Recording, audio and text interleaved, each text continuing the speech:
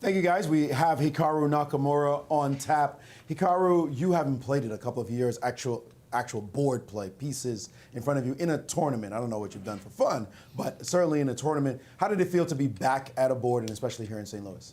I mean, it didn't seem much different from 2 years ago. So, I think a lot of people have made a lot about how online and over the board are different. But, I think if you see what Magnus has done or what Wesley has done, it's still the same game at the end of the day. And, maybe in the first game I was a little bit too slow at some critical moments. But overall, I thought I calculated well. And then obviously in the third game today, I took advantage of Peter's slight mistake when he traded his knight for the bishop on d2, and it all worked out. So, yeah, it's to be expected, I guess. You're a wild card here, which is not frequent for you. Normally, you're a tour participant. What's your motivation in this event? Are you thinking crush, crush, kill, kill? Well, I mean, first of all, I consider myself a streamer more than a pro player at the moment. So when you say being a wild card versus being a full tour participant, that really, it makes no difference to me. But I think what I would say is that perhaps in this situation, if I was, perhaps, let's just say, serious about this event or expecting to win, I would maybe have made a repetition earlier in the game because I thought I was perhaps maybe a little bit worse if I continued on. But there's really nothing to lose for me. I'm just, I'm playing with house money, so it's all good. Playing with house money sounds dangerous to the rest of the field who's trying to get some points.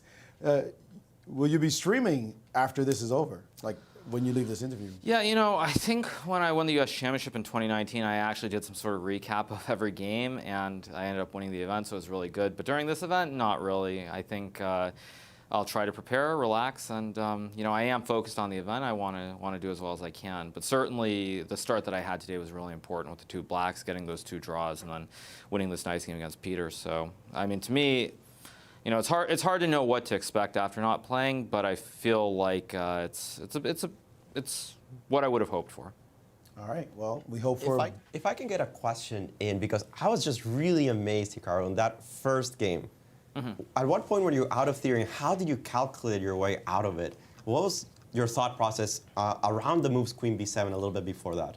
Well, I actually have to say that after the game, I had a feeling this was going to be a good day, specifically because when I used those, I think I thought for maybe 15 minutes or something crazy trying to do a Gary, where I just think forever and don't move. But the reason that I had a feeling it would be a good day is because specifically in that position, when I calculated this whole line with Queen b7, if you just keep going to knight f8, knight e4, yeah, this position. What happened in the game takes Queen e4, f3. I actually during that time I calculated this line with Queen e3, this Queen e3 move, Bishop d8, knight f4, Queen e8, King h7.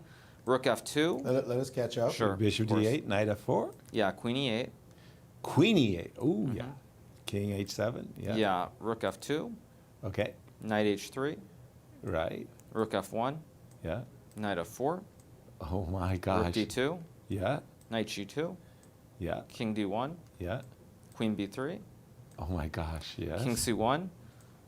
Queen a2, and so during this time when I thought for the 15 minutes, I was calculating this, and I thought this was probably okay.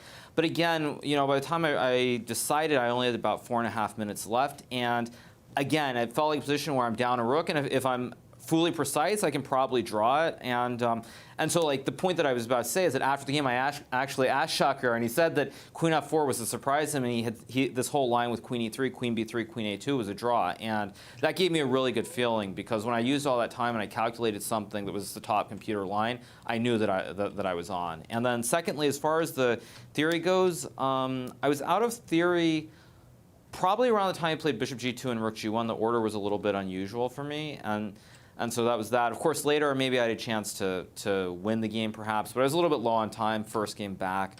Very up and down. It didn't seem like the moment to take some huge risk. And it's very good. So I'm very, very pleased. Well, I was calling you a freak of nature, the ability to come back and just play any kind of chess anytime you want. They told me I should actually call you a beast, so I'm going to stick with that. But that kind of calculation is absolutely freakish and beastie at the same time. Yeah, but I think what I would say though is there's also a third example. Magnus and Wesley obviously have played really well, but even Vichy, who didn't play almost at all online during the past years he played in Croatia and did really, really well, finished in second place. So I think it's sort of just staying active and looking at chess. That's most important. I mean, they've done it, so why can't I?